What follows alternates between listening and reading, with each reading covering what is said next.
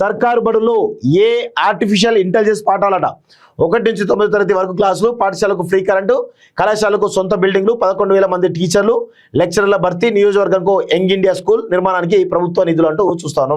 So artificial intelligence అనేది రాబోయే కాలంలో చాలా కీలకమైనటువంటి మార్పుగా కనబడతా ఉంది.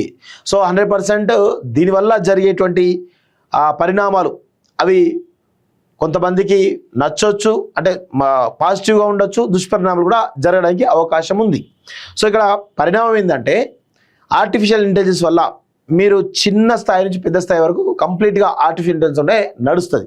దీనివల్ల ముఖ్యంగా మన భారతదేశంలో అన్ఎంప్లాయ్మెంట్ పెరిగేటువంటి అవకాశం ఉంటుంది. అందుకే ఏఐని అడాప్ట్ చేసుకుంటే కొంత బాగుంటుంది, కానీ ఏఐని అడాప్ట్ చేసుకోలేదనుకోండి చాలా తీవ్రమైన పరిణామాలు ఉండేటువంటి అవకాశం ఉన్నట్టుగా చాలా స్పష్టంగా తెలుస్తూ ఉంది.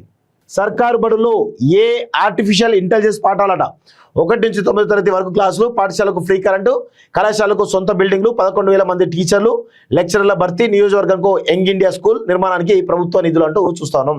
సో ఆర్టిఫిషియల్ ఇంటెలిజెన్స్ అనేది రాబోయే కాలంలో చాలా కీలకమైనటువంటి మార్పుగా కనబడతా ఉంది.